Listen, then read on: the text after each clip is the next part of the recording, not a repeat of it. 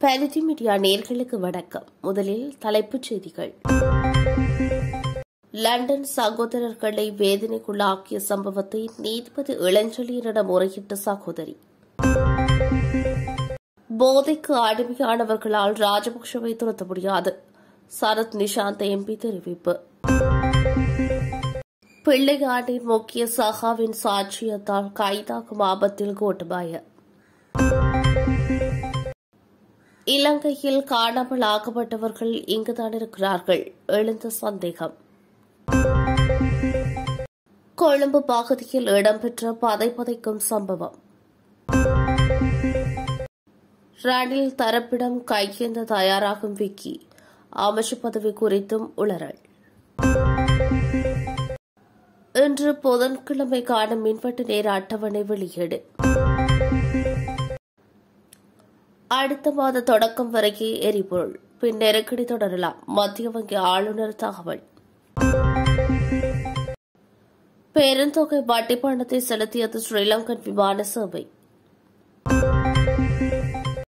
மே 9 வன்முறைகள், மனித உரிமை அறிக்கையினால் சிக்கலில் காவல்துறை.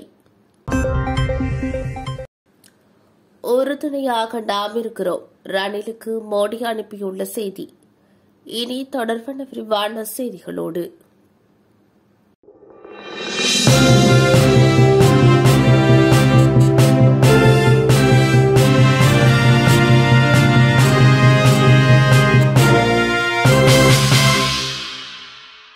வவுனியா ஓமந்தையில் இரட்டைக்குலை சம்பவம் தொடர்பில் 2012 இறை எதிரிகள் கைது செய்யப்பட்டு மேல் நீதிமன்றில் தற்போது வழக்கு இடம்பெற்று வருகின்றது. இந்த சம்பவத்தில் இருந்த இருவரும் கணவன் மனைவி ஆவர். அவர்களுடைய மகள் என்று வவுனியா மாவட்ட மேல் நீதிமன்ற நீதிபதி இளஞ்செழியன் முன்னிலையில் சாட்சியளித்துள்ளார். தனது தாய் தந்தையினர் வெட்டிக்கொலை செய்யப்பட்டதாகவும் நகைகள் கொள்ளையிடப்பட்டதாகவும் தெரிவித்துள்ளார். இவ்வாறு கொள்ளையடிக்கப்பட்ட நகைகள் போலீசாரால் மீட்கப்பட்டு போலீஸ் நிலையத்தில் அடையாளம் காணப்பட்ட நிலையில் அவை தனது பெற்றோர்களிடது என அடையாளம் காட்டப்பட்டுள்ளது. இதன் பின்னர் நகைகள் வவுனியா நீதிமன்றில் பாரப்படுத்தப்பட்டதாகவும் அந்த நகைகள் வவுனியா நீதவான் நீதிமன்றில் பாரப்படுத்தப்பட்டதைத் தொடர்ந்து நீதவான் நீதிமன்ற தடய பொருள் காப்பாளரிடம் போலீசாரினால் கையளிக்கப்பட்டுள்ளது. தற்சமயம் நீதிமன்ற பாதுகாப்பில் இருந்த நகைகளுடன் நீதிமன்ற உத்தியோகத்தர் தலைமறைவாகியுள்ளதாகவும் மேல் நீதிமன்ற விசாரணையில் அறிந்து கொண்டதாக சாட்சியம் அளித்துள்ளார். தாய் தந்தை கொல்லப்பட்ட சோகத்தில் இருந்த தங்களுக்கு நீதிமன்ற காவலில் இருந்த பெற்றோரின் நகைகளை நீதிமன்ற உத்தியோகத்தரை கொள்ளையடித்துள்ளமை நீதிமன்ற வளாகத்திலேயே பாதுகாப்பு இல்லை என்பதை நினைக்க நேரிட்டுள்ளதாக தெரிவித்துள்ளார். லண்டனில் இருந்த சகோதரர்கள் இது வெட்கக்கேடான செயல் என கூறியதாக சாட்சியம் வழங்கியுள்ளார். வவுனியா நீதிமன்ற பதிவாளர் மேல் நீதிமன்றத்துக்கு அழைக்கப்பட்டார். நகைகள் போலீசாரால் நீதிமன்றத்துக்கு ஒப்படைக்கப்பட்டதை அடுத்து உறுதி செய்துள்ளனர். தடய பொருள் காப்பாளர் தலைமறைவாகியுள்ளதாகவும் போலீசில் முறைப்பாடு செய்யப்பட்ட புதிய வழக்கு தாக்கல் செய்யப்பட்டுள்ளதாகவும் சாட்சியம் அளித்தால் இந்த இரட்டை கொலை வழக்கு தொடர்ந்து நடைபெற்று வருகின்றமை குறிப்பிடத்தக்கது. காலிமுகத்தினர் போராட்ட களத்தில் ஆர்ப்பாட்டக்காரர்கள் பொது இடங்களில் போதைப்பொருள் பாவிப்பதாக ஸ்ரீலங்கா பொதுஜன பிரமுனவின் நாடாளுமன்ற உறுப்பினர் சரத் நிஷாந்த் தெரிவித்துள்ளார். ஹெரோயின், ஐஸ், கஞ்சா போன்ற போதைப் பொருட்கள் அங்கு பயன்படுத்தப்படுவதாகவும் ஒவ்வொரு வகை போதைப் பொருளுக்கும் தனித்தனி சாவடிகள் தயார் செய்யப்பட்டுள்ளதாகவும் அவர் குறிப்பிட்டுள்ளார். ஹெரோயின் பொதிகள் மற்றும் கஞ்சா சிகரெட்டுகளுடன் காலிமுகத்தினர் போராட்ட களத்தில் இணைந்து கொண்ட குழு ஒன்று இருப்பதாக அவர் தெரிவித்துள்ளார். ஸ்ரீலங்கா பொதுஜன பிரமுனவின் தலைமையகத்தில் நடைபெற்ற ஊடகவியலாளர் சந்திப்பில் கலந்து கொண்டு கருத்து தெரிவிக்கும் போதே அவர் மேற்கொண்டவாறு தெரிவித்துள்ளார். தொடர்ந்தும் கருத்து வெளியிட்ட அவர், அடுத்து ஸ்ரீலங்கா பொதுஜன பெரமுன தயாராக இருப்பதாக நாடாளுமன்ற உறுப்பினர் சரத் நிஷாந்த் தெரிவித்துள்ளார். ராஜபக்ஷ தரப்பினர்கள் மீண்டும் ஆட்சியை பிடிக்க முடியும் எனவும் அவர் நம்பிக்கை வெளியிட்டுள்ளார். ராஜபக்ஷவை துரத்த தாடி வளர்த்த போதைக்கு அடிமையானவர்களால் முடியாது எனவும் அவர் குறிப்பிட்டுள்ளார். எவ்வாறாயினும் ஸ்ரீலங்கா பொதுஜன பெரமுனவின் பலம் எதிர்காலத்தில் போராடுபவர்களுக்கு காட்டப்படும் எனவும் நாடாளுமன்ற உறுப்பினர் சரத் நிஷாந்த் மேலும் தெரிவித்துள்ளார். பிள்ளையானின் சகாக்கள் கொலை, ஈஸ்டர் குண்டு தாக்குதல், மட்டக்களப்பு ஜோசப் பெரராஜசிங்கம் படுகொலைகள் போன்ற சம்பவங்கள் தொடர்பில் சில ஆதாரங்களின் மூலம் சிக்கியுள்ளதாக தெரிவிக்கப்பட்டுள்ளது. இந்த போர்க்குற்றங்கள் தொடர்பில் கோட்டபாயவுக்கு எதிராக பல ஆதாரங்கள் திரட்டப்பட்டுள்ள நிலையில் விரைவில் அவர் கைது செய்யப்பட வாய்ப்புள்ளதாகவும் குறிப்பிடப்பட்டுள்ளது. கோட்டபா ராஜபக்சவுக்கு எதிராக 64 பக்கங்களை கொண்ட அறிக்கை சமர்ப்பிக்கப்பட்டுள்ள நிலையில் சிங்கப்பூர் தொடர்ந்து கோட்டபா ராஜபக்ச இருப்பாராயின் அவர் பிடிபிராந்து பிறப்பிக்கப்பட்டு இழுத்து செல்லப்படுவார். மேலும் இவர் 2 வாரங்களில் முன்னாள் ஜனாதிபதி எனும் சிறப்புரிமையின் கீழ் கருப்புடை அணிந்த பாதுகாப்பு பிரிவினரால் கௌரவமாக மீண்டும் இலங்கைக்கு அழைத்து வரப்படுவார் எனவும் தெரிவிக்கப்பட்டுள்ளது. அரசு படையினரிடம் ஒப்படைக்கப்பட்டு அவர்களால் காணாமலாக்கப்பட்டவர்கள் உகண்டாவில் ராஜபக்ச குடும்பத்துக்கு சொந்தமானது என நம்பப்படும் தொழிற்சாலைகளில் அடிமை பணியை செய்து வருவதாக காணாமலாக்கப்பட்டவர்களின் உறவினர்கள் சந்தேகம் வெளியிட்டுள்ளனர். ராஜபக்ச குடும்பத்துக்கு சொந்தமான உகண்டாவில் உள்ள 11 தொழிற்சாலைகளில் தங்கள் பிள்ளைகள் ஊதியம் என்று தொழிலாளர்களாக பணிக்கமர்த்தப்பட்டுள்ளதாக நாங்கள் நம்புகிறோம். ஒப்படைக்கப்பட்டு காணாமலாக்கப்பட்ட எமது பிள்ளைகளுக்கு என்ன நடந்தது என சொல்ல முடியாதவர்கள் எமது பிள்ளைகளை கூலி தொழிலாளிகளாக்கி வைத்திருக்கலாம். அந்த தொழிற்சாலைகளை நிர்வகிக்கும் பொறுப்பில் வேலுப்பிள்ளை கடநாதன் என்ற தமிழர் இருக்கிறார் என வடக்கு கிழக்கு மாகாண பலவந்தமாக காணாமலாக்கப்பட்டவர்களின் உறவினர்கள் சங்கத்தின் தலைவர் யோகராசா காலிரஞ்சனி தெரிவிக்கின்றார். இந்த வருட ஆரம்பத்தில் மஹிந்த ராஜபக்ச உள்ளிட்ட குடும்ப உறுப்பினர்களுக்கு திருப்தி அதிகம் புனித யாத்திரை செல்வதற்காக உகண்டாவில் உள்ள கோடீஸ்வர தொழிலதிபரும் கென்யாவிற்கான இலங்கை உயர்ஸ்தானிகருமான வேலுப்பிள்ளை கடநாதன் தனியார் ஜெட் விமானத்தை வழங்கியதாக நம்பப்படுகிறது. கிளிநொச்சியில் ஊடகவியலாளர்களிடம் கருத்து வெளியிட்ட கலைரஞ்சனி, வெளிநாடுகளில் வாழும் தமிழ் சமூகம் ஒன்று திரண்டு தமது பிள்ளைகள் உகண்டாவில் இருக்கிறார்களா என்பதை சந்தேகத்திற்கிடமின்றி அறிந்து கொள்வதற்கு ஆதரவு வழங்க வேண்டும் எனவும் கோரியுள்ளார். நிச்சயமாக எங்கள் பிள்ளைகள் கொல்லப்படவில்லை. அவர்கள் அனைவரும் இந்த ராஜபக்ச குடும்பத்தின் அடிமைகளாக வாழ்கிறார்களா என்ற சந்தேகம் நமக்கு உள்ளது. 13 ஆண்டுகளாக எங்கள் உறவினர்களை தேடி வருகிறோம். எங்கள் பிள்ளைகளுக்கு என்ன நடந்தது என்பதை இந்த அரசாங்கம் சொல்லும் என நான் நம்பவில்லை. இந்த ஆட்சி மாற்றம் எங்களுக்கு பெரிதாக ஒன்றும் செய்யாது. இலங்கையை அவதானித்து தமிழ் மக்களுக்கான அரசியல் தீர்வையும் பலவந்தமாக காணாமலாக்கப்பட்டவர்களின் உறவினர்களுக்கு நீதியையும் பெற்றுத் தருமாறு அவர் சர்வதேச சமூகத்தை வலியுறுத்துகிறார்.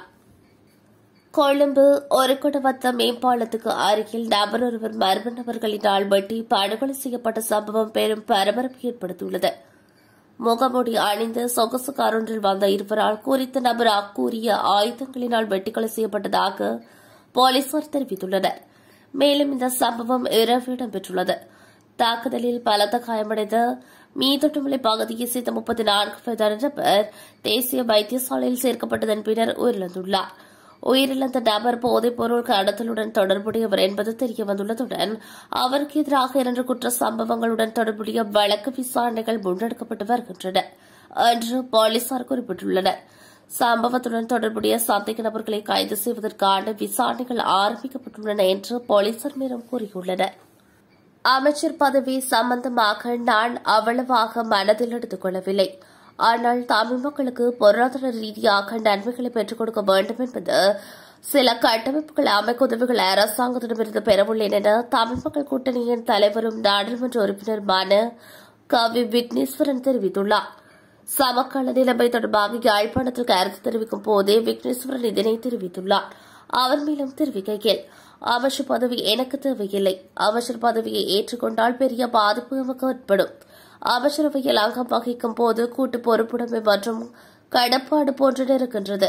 அதன் அடிப்படையில் அவர்கள் நமக்கு கூறுவதை நாம் செய்ய வேண்டியிருக்கும். செய்யாத இடத்தில் அதிலிருந்து வெளியேற வேண்டி வரும். பெரும்பான்மையானவர்கள் இருக்கும்போது சிறுபான்மையினருக்கு எந்த வகையில் அவர்கள் ஒரு செயற்பாட்டையும் செய்யப் போவதில்லை.